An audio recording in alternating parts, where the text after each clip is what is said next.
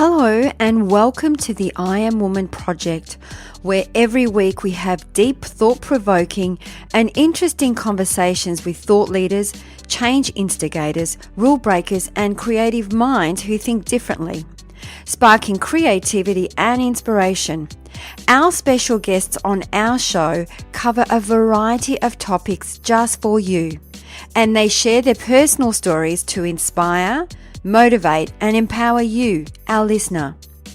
The I Am Woman podcast is produced for your enjoyment, and show notes are found at www.catherineplano.com. Come back often and feel free to add the podcast to your favourite RSS feed or iTunes. All links are in the show notes. Now let's get into the show.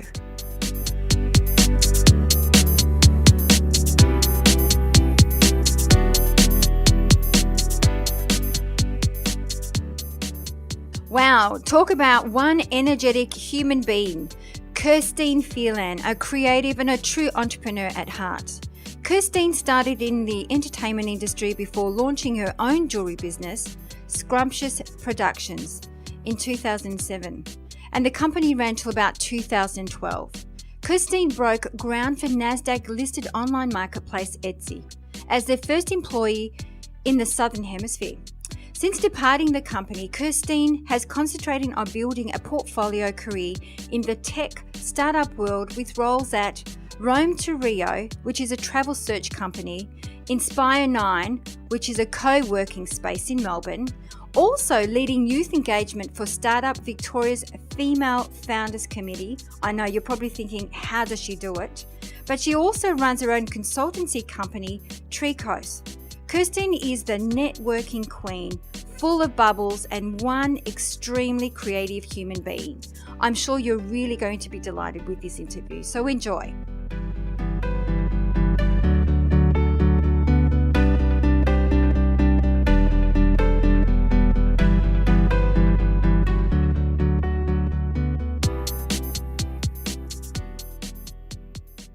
Welcome, Kirsteene Phelan, to I Am Woman Project. How are you today? I'm great. Thanks, Catherine. Thank you so much for coming on our show. It's such an honour for you to actually accept an interview with me. Oh, I've been really looking forward to it. It's a real pleasure, and I love your podcast. So thank you. Lovely. Good stuff. So I have to share it with our listeners that before we had a bit of a chat before Kirsteene came on the show, and I found out she does this most amazing thing with her voice in preparation to before she speaks, which actually is something that I don't do. And I think that it's isn't it funny how sometimes we just jump into things and we don't plan ahead. That's true. I just love it. Okay, so for our listeners, Kirsteene, would you like to tell us a little bit about yourself? Because obviously just from that little chat we had, you are very multi-talented and you have a lot of different roles. Yes, I do like to keep myself very busy. I've done lots of different things in my career. I started my career in working in the film industry and also in the music industry on the outskirts in distribution. I worked in a movie theatre. I was a projectionist for a long while. And when I turned around 30, I think I was like just at the beginning of the handmade and maker movement scene taking off in Australia, and I decided that I would make some handmade cosmetics, which I didn't do very well at. And as a result, I pivoted into handmade jewellery, and I had my own handmade jewellery business for 4 years, which was absolutely fantastic. I got to travel the world. I got to learn so much about end-to-end ideation and also distribution of a product, creation and distribution of a product. And the GFC hit, and my business really, all the people who were my customers went from paying upfront to paying 60 days, 90 days, 180 days. So, the old adage, cash flow is king, is really important in a business like that. And as a result, I decided to close my business. And as I was deciding to close my business, I actually met people from Etsy. Etsy is obviously the handmade marketplace. They listed on the NASDAQ last year. They've got about 600 to 800 staff. Incredible business. and I met some people in the executive team, and I basically talked myself into a job. And I started on the ground in Australia at Etsy as their first community manager on the role, and eventually moved into their national PR and communications role on the ground as the team grew. I left Etsy after about 4 years, and since then I've been working across a number of roles in the tech space more than the craft space. So at the moment, I currently work as the director of communications for a really fantastic travel search company called Rome to Rio. We organise the world's transport information. So especially if you're travelling in Europe, you want to get from Split to Ancona, we can show you all the different ways that you can do that. I also work for Inspire 9, which is a co-working space here in Melbourne. Fantastic place to meet lots of people and get your business up and running. And I look after their public liaison, which is sort of like this interface between corporate and media and the government. And apart from that, the other things I'm really passionate about is female founders and more females becoming founders of tech businesses, or any sort of business really, but I guess tech business is my focus. So I work with Startup Victoria, which is a not-for-profit organisation here in Melbourne that and I work on their female founders committee, and as part of that I'm their director of communications and also director of youth engagement, which is looking for ways and pathways for girls to move into tech roles. And I also have I also do a bit of teaching, and I also have my own communications consultancy. So yeah, there's a bit going on for sure. My gosh, Kirsteene, I'm about to pick my jaw up off the ground. How do you do all of this? Like, how do you find the time and balance to do all of these different roles? Well, it's really interesting because my two major roles are obviously they're with Rome to Rio and Inspire 9, and they both happen to be in the same building. So it's really interesting. Look, it's so funny, you think about star signs and things like that. This is a bit of an aside really, but I've got lots of Gemini planets, and I think that I just love having two things on the go at once. So the fact that they're both in the same building means that I can sort of context switch between the two major roles during the day. And I also am a bit of a slave to my calendar. I block out time far in advance in my calendar to work on complex projects, complex writing tasks in particular.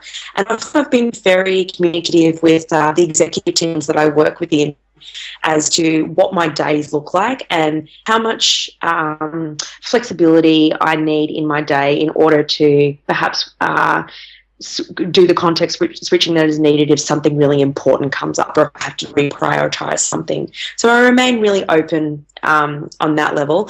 I also have a number of life hacks.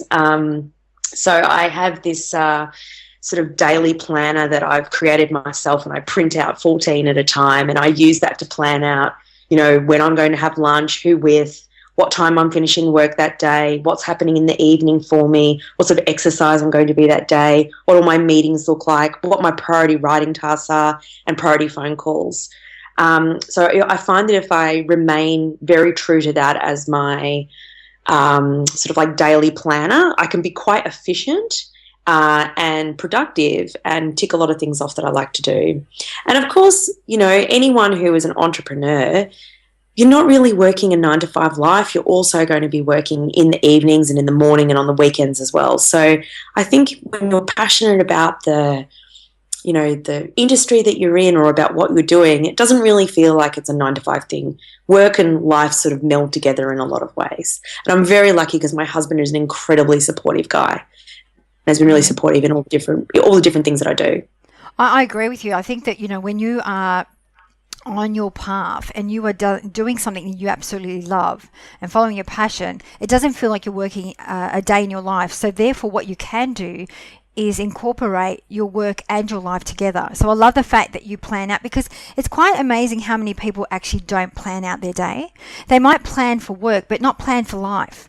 So, and quite often you hear people say, I don't have time to exercise, it's because they actually don't plan for it. They don't make the space to go out and exercise or to, have that time to self-reflect or write or whatever that may be. Yeah, I absolutely agree. I think that also I'm of the believer, and I'm sure that every physicist out there will be crying when I see this, but I think that time can expand as well to fit what you need. So, when you're on a deadline and you're like, oh, I'm definitely not going to get this done by the deadline, it's almost like sometimes time slows down or things sort of open up for you in order to be able to complete the work that you need to complete or do the thing that you want to do. So the time is all there. It's just trying to make the most of it, in an efficient way, and planning is absolutely the key. Yeah, and I think that you've got it. You've hit the nail on the head. Planning actually buys you back more time.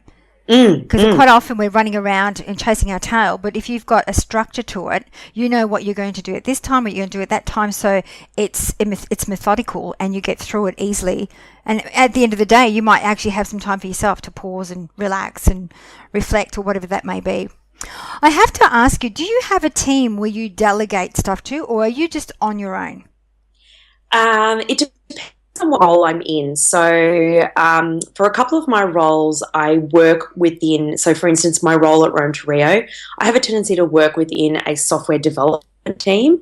So they're doing particular parts of my role, which is really putting together. So if we have a communications idea, I'll work with a front-end developer, Andrew, and a data scientist, Marco, and they will help me put together the materials I need, and then my job will be the external relationships and distribution. So I see that I'm working within a really good team in that area. In other roles, I've like for instance in my communications consultancy, I've had people come to me with projects and I've tapped someone on the shoulder to say, do you want to come and partner with me on this particular project? And then we've worked out, our person. So I might have gone and worked out what the deal is going to be with the external agent who's signed us on to do the project, and then I will bring partners on as required in order to deliver the work. So that will change depending on what sort of project it is. Right. And then within other teams, I'm working in a committee environment, so it's all hands on deck. So as female founders, we have a committee of about 10 people. We all have different areas that we look after, but we work together to ensure all of the individual projects that we're trying to deliver, that we're all very aligned and moving forward at the same time on that. And that takes communication and also good leadership skills. These sorts of things become much easier when someone, not always the same person, is in the leadership role and helping to call the shots and create the plan. Sure. Wow. I'm still amazed by how much you get done in one day and how much you actually do. So before we got on this call, we had a bit of a chat around intrapreneur and entrepreneur. Did you want to talk us a little bit about that? Because I'm sure there's a lot of people out there that don't really know the difference between the two. Sure. So before in the current, I like to think that what I'm doing at the moment is a bit of a portfolio career. So I'm working across similar roles in different businesses with a similar sort of connecting tissue between them, which means I'm not working full time on one particular thing with a career path in one business. I'm piecing it together. I used to have my own business, which was very much an entrepreneurial path. I called every shot. I came up with the ideas. I hired all the staff. I knew that the direction that I was going at all times. And because I was a solopreneur, I pretty much ran the show, and it wasn't, I would say that probably one of the mistakes I made there, that it wasn't a very collaborative environment. And we can probably get onto that later, I'm sure, Catherine. But with the roles that I'm in at the moment, some of them I'm very much at the lead with my communications consultancy. That's an entrepreneurial role I have. But within my role at Rome to Rio and my role at Inspire 9, I really believe I'm an intrapreneur, which is someone who brings that entrepreneurial zest and that drive to create and that drive to lead within an organisation that may already have set up their org structure in may have it already set up in a way that perhaps it's not a traditional leadership role. So anyone can be an entrepreneur. You could be working in a really flat structure or working, as a 2IC or an individual contributor in a company, but come up with amazing ideas and lead projects. And I believe that is the soul of the entrepreneur, bringing in your particular secret sauce to a business and using it to create impact and make change. Love it. Well said. Thanks. So I have to ask you, what drives you? What gets you out of Oh, bed? Gets you out of bed in the morning? What makes you jump up and go, "Wow, this is the day I'm going to create for myself"? I have always had a bit of an entrepreneur. I've always been very creative, and I've always been quite entrepreneurial. So even since I was a little kid, like I was always that sort of person who wanted to go out, meet people, see people, make crazy things. Like I've made a bag out of a vacuum cleaner once that I found on the side of the road. I make jewelry at the moment out of bits of old door hardware and like as a bit of a hobby. And I find that going out on the day to day and I love doing business deals. I love starting new projects. So that's a really creative thing, and that collaborative process with people is a very collaborative thing. And also, so much of the day I'm advising, I'm training, I'm mentoring, I'm teaching. All of those activities are really potent and important to me. They're really a driving force for me to sort of like share on a deeply empathetic and emotional level in life. I just love the fact that you're so creative that you can look at a doorknob and go, "Hey, I'm going to turn this into a piece of jewelry." It's obviously you just have it in you. I don't think that it's something that just. Do you think it can be learnt, or do you think that it's in you? I think that in so many people, it's actually maybe dormant.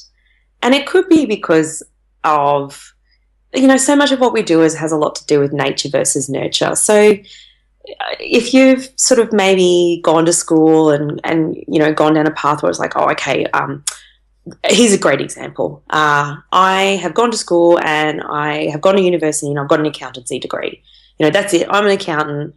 I just do accounts all day. There's not really sort of like a pathway to being an entrepreneur in that sort of environment. However, if you have a look at, like, I don't know, your hobbies or the things that you're interested in, or, there's ways that you can mentor, train and lead people that helps you develop those skills within you and can unlock that greater creative potential. So I think that, it's sometimes the mindset is something that, maybe you're born with, but I think that the skills to help you unlock that dormant ability and that dormant idea within yourself can be taught, or at least maybe teach is not the right word, but they certainly can be shared. Oh, I agree. I think that we all have a creative aspect. It's just about, I guess, digging deep into that and finding it. And whether that takes, some self-reflection or a coach or, a mentor, sometimes, it's just about, because quite often you hear, like, I used to say to myself, oh, I'm not creative enough. And I'd think to myself, I love to write, but it's taken me a long time to get to where I am with my writing, and I'm still learning. And I'm one of these people that, I'll be having a conversation. I'll think, oh, that'd be a great piece to write about. So I guess it's like you might look at a doorknob and go, oh, I could make a ring out of that. But I think we all have it in us, and I agree with you. It's dormant in most of us. It's just a matter of tapping into that creativity. I think it takes practice, and also I reflect on one of the reasons that I really do reflect on this, and I think it's got a lot to do with, like, not only my upbringing. My parents were quite laissez-faire people, so they were like, try anything you want. There's no real pathway that we're going to, if you don't want to go to uni, that's fine. If you want to go and live in the Northern Territory for a year, you go and do that. So that freedom was something that means that I've been able to explore things, and I really, really appreciate that about my upbringing. But also, like, for the early part of my life, I never had any money. So, like lots of creative people, I'd go to the op shop to buy my clothes, and, I'd see something, go, I can make that into a piece of furniture. So that sort of, like, that, it sounds so boring and, like, so overdone, but necessity being the mother of invention is so absolutely true.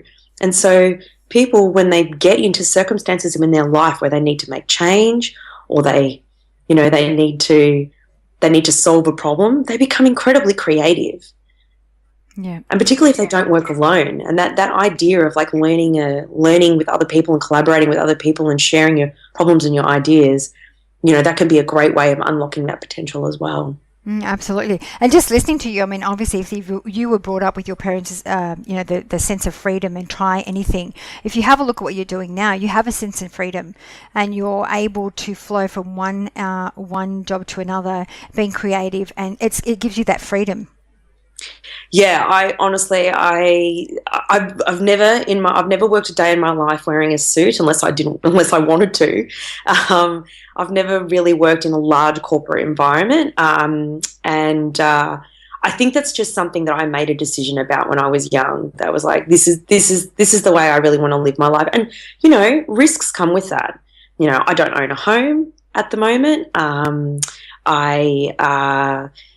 I didn't finish my university degree. A lot of the choices I've made, some people would look at and maybe go, that is too much insecurity for me or too much risk for me. But then I look at other people, like I have other friends who are poets and, visual artists and have taken even greater risks in their life than me, ones that I probably would not be comfortable with.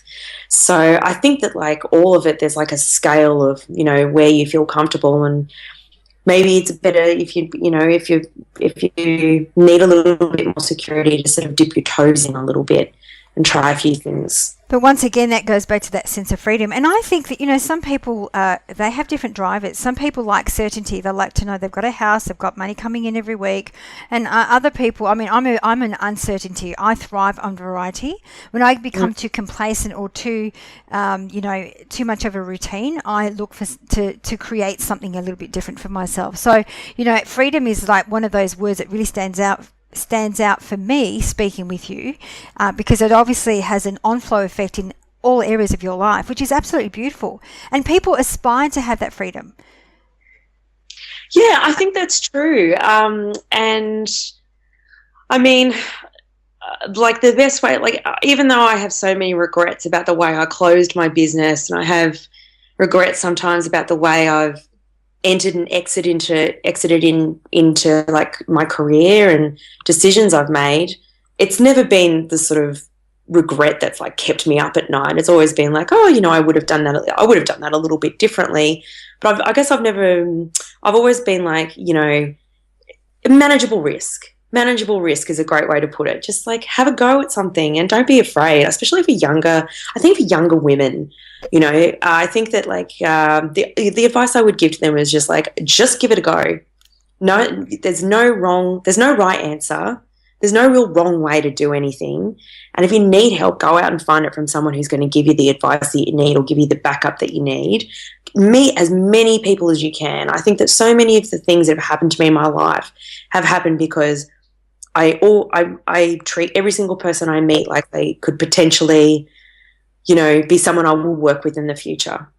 And so many of my jobs and opportunities that have come to me have come because I've kept my eyes open, my ears open, and I've gone out and I've just sort of pushed my way forward. Yeah, and I'm just hearing you once again. I think that you've taken the learnings, not so much a regret, but it's what have I learned from that experience. And I think that too, you're right. I think a lot of us women, we don't really back ourselves because of fear of failure or whatever that may be. And the way that I'm only saying that because I actually have experienced that myself, that I don't put myself forward because self-doubt, whatever that may be, self-worth. But what I've learnt and what I continue to do is always look at the best case scenario and the worst case scenario. And if I can put up with the worst case scenario, I put myself forward. I just jump into it. Absolutely. I mean, when I think about my business, so I started with skincare because I was very passionate about handmade natural skincare. I'd learned to make it and I was like, great, I chucked my job in. I just went, that's it, I'm out, I'm going. I had like $200 in the bank. And I booked a stall at a outdoor flea market. I made some product and I bought this like sort of like outdoor tent thing, and I didn't look at it properly and it wasn't weatherproof. Anyway, so the day that I go to this market, I put up my tent and then it starts absolutely pouring rain. It is absolutely torrential downpour. I hadn't experienced anything like it in my life before in Melbourne.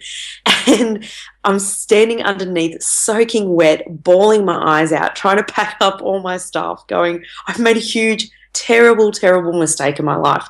I remember that morning, 6:30 in the morning, after finally getting all of my wet, bedraggled items into my tiny little car, my little red Festiva I had at the time, sitting in the front seat, bawling my eyes out, going, I wonder if I can ask for my job back. But the thing is, what I did is I went, well, the whole necessity is the mother of invention. I just said, well, what can I do to make this better? So I was like, okay, well, I need more than one product that I can sell. I'll turn it into a shop so I don't have all of the risk of getting my own inventory together.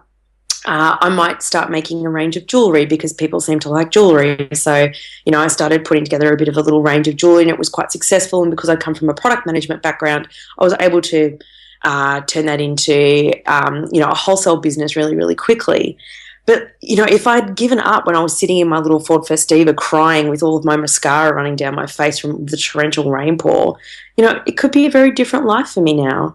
So even though I had all those bumps along the way, I think it's just made me into the sort of person I am. And I think those bumps they're so important. Smooth ride is boring. Absolutely, I agree. And I mean, making mistakes, that's how we grow, that's how we learn, and we learn from them.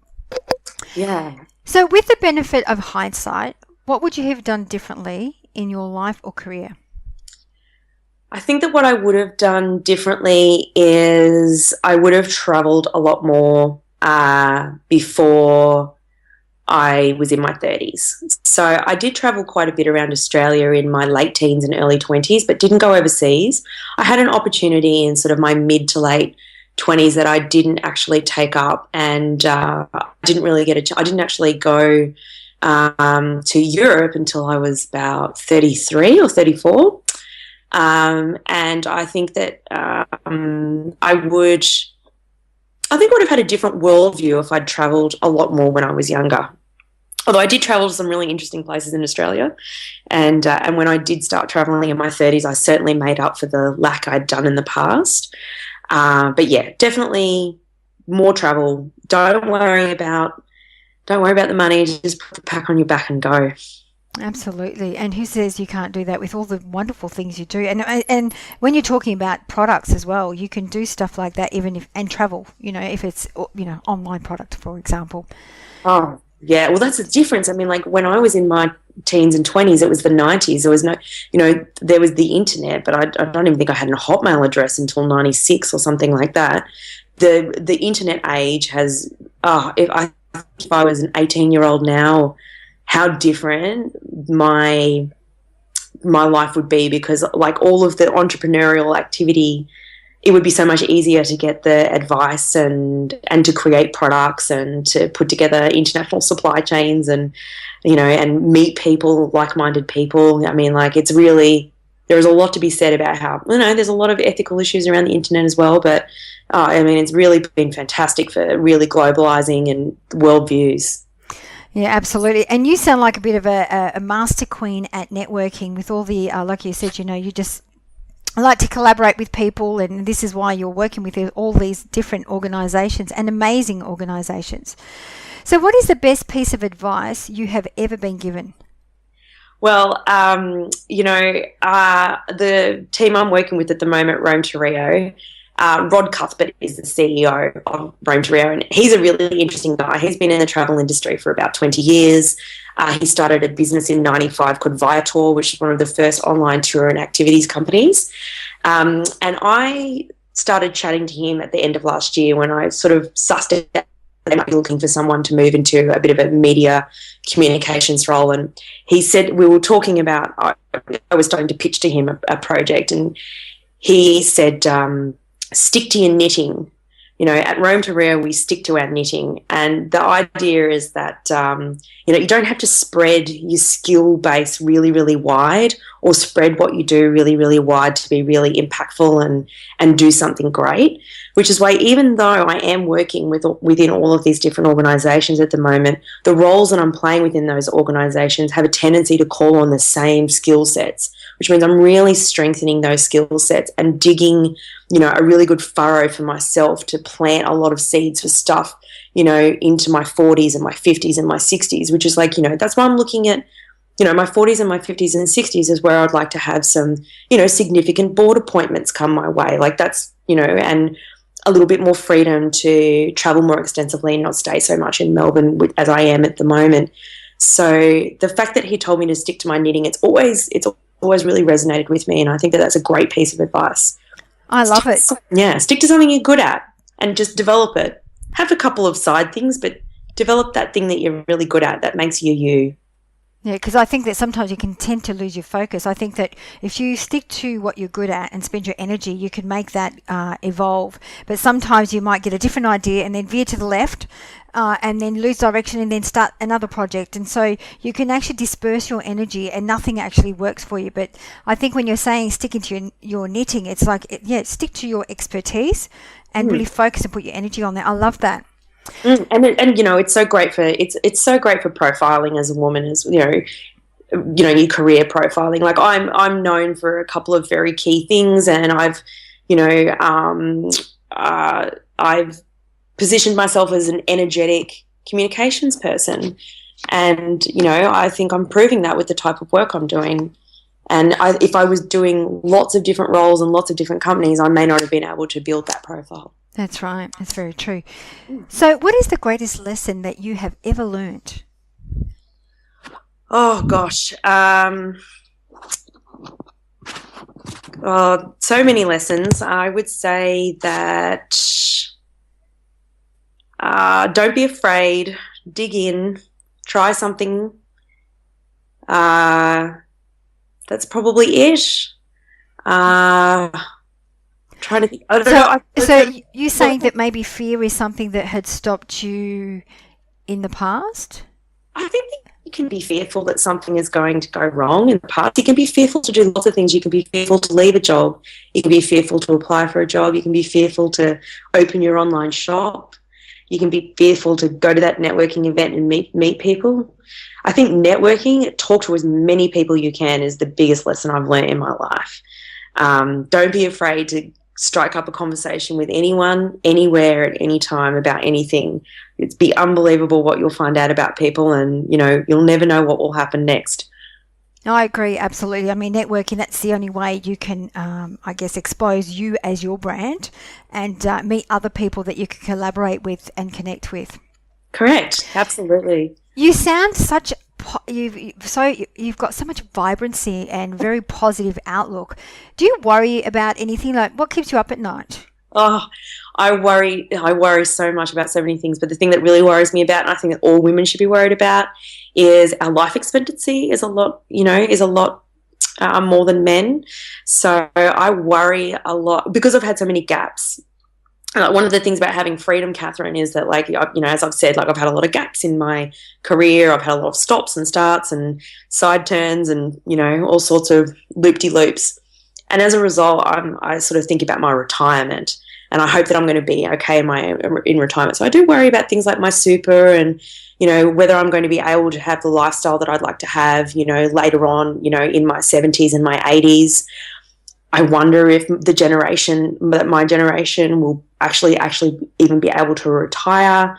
So these are the things I really worry about. So the next 10 years in particular, I am really focused on how I can create a smart investment portfolio for myself through the type of work that I'm doing at the moment, so that I can sort of like make up for some of those gaps that I've had in the past. Wow, wonderful. Now I have to ask you, if you had to pick one word that describes you as your personal brand, and I think I know what that word's going to be because I can feel it, what would be that one word? It's definitely energetic. Do you ever get tired? You are so full of energy. It's amazing. Like, I feel energized. Oh, that's awesome. Thank you. That's so nice to say. Yeah, I do get really tired. I'm very big on... I'm a very extroverted person, but I know when I need time to myself and I know when I need time away. So I have a tendency to, you know, there'll definitely be a day every month that will just be like, you know what, I'm just going to curl up in bed, I'm going to read, or I'm going to, you know, look at stupid memes on the internet, something that, you know, doesn't really tax my brain too much, or maybe watch some, you know, amazing TV shows that I love. And I'll do that. I'll take that time out for myself. Absolutely. I have to say thank you for being so honest too about, because you are energetic and the way that you come across, because you're so energetic and vibrant. Very an optimist is the word that comes to mind. So when you're talking about the things that keep you up at night time, it's interesting because they're the things that I guess they're in your head, right? And it's not. And it's one of those things. It's only you and yourself. Oh, at night time when it's dark, you're lying there with your thoughts, and we all worry about them, but to actually then verbalize them and actually look, how much control have I got over this? And that's what I do to myself. I ask myself, how much control do I have over this particular thing that I'm worrying about? And because I believe, and there's also research that 90% of the stuff that we worry about actually never come to fruition. So it's quite interesting that you've got so much energy. I just presume that because you're so free. Isn't it funny how we should never make assumptions? You have this beautiful freedom. Freedom is the word that really stands out for me, and energy. Yeah, well, I worry about the same things as everyone else. I mean, I worry about things like global warming. Like, I don't just think about myself. I do, and I worry about my stepdaughters, and I worry about their future, and I worry about lots of things. But the thing that really does keep me up is like, oh, am I going to be eating cat food when I'm 80? Absolutely. And who knows, maybe it might be really nutritional for you then, because, going back 10 years ago, they used to say fat is bad for you. Now they're telling you to eat fat. That's exactly right. Who knows, maybe cat food will be perfect for you then. Well, that's a very optimistic way. I've clearly rubbed up on you. Yes. So that's an optimistic way of thinking about it. True. So what we do normally as we wrap up the show, we always ask for our beautiful guests to give us 3 golden nuggets for our listeners. So what would be your 3 golden nuggets to give to our listeners? Okay, I think planning is the number one thing. If you can, you don't have to plan everything within an inch of its life, but, your day is your day and you're in charge of it, and you're in charge of what's going to happen the day after that and the day after that. So have a plan and keep your time is really important. I think the second nugget would be network. Keep your eyes open, keep your ears open. I haven't applied for a job in, I think 15, 20 years. It's always been like part of a conversation I've been having with someone. It's because I've made an effort to get to know people in my industry. So that's really important. And I think the third thing is, have some fun. Like, I like to have a lot of fun, and I spend most of my day laughing. It's funny. I get told by a lot of people that I'm very energetic, and I'm probably a bit exhausting for those poor old introverts. But I do like to have fun in my day, and I don't. And while I do take what I'm doing seriously, and I make a lot of effort, and I try really hard, I also like to enjoy, the small moments in life as well. Wow, great advice. Thank you so much. Look, I can't thank you enough, Kirsteene. I am filled with energy and bubbles right now after speaking with you. So thank you so much for your time. Really appreciate to have you on the show. And I'm sure our listeners will love to hear this conversation between you and myself. Great. And, if anyone wants to keep in touch with me, feel free to reach out to me on Twitter. It's Kirsteene Phelan. Thank you. I was just about to ask you, how do people connect with you, please? Yeah, just my name, Kirsteene Phelan, which is Kirsteene, Phelan, Phelan. Just put it into Google and you should find my LinkedIn and you should find my Twitter. At the moment, quite sadly, I don't have a website or anything like that. I really need to get onto that. So, yeah. That's okay. It's on the list. These days with social media, who needs a website, to be honest? There's so much going on with social media. It's amazing. That's true. That's true. Once again, thank you for your time and please take care. Thanks so much, Catherine. I really enjoyed it. Me too. Thanks a lot. Okay. Bye. That brings us to the end of another episode. I hope you enjoyed the show, as it is my mission to reach out and inspire as many individuals like you. And one of the best ways to help us achieve this goal is by giving us a good review on iTunes. It's easy and it only takes about 10 seconds. If you have any questions or special guests that you would like to hear from, please send us an email to support@catherineplano.com.au and we will get right back to you. You can also follow us on Instagram, Twitter or Facebook @Catherine Plano. That's it for now. Thanks for listening. Until next week, please take care.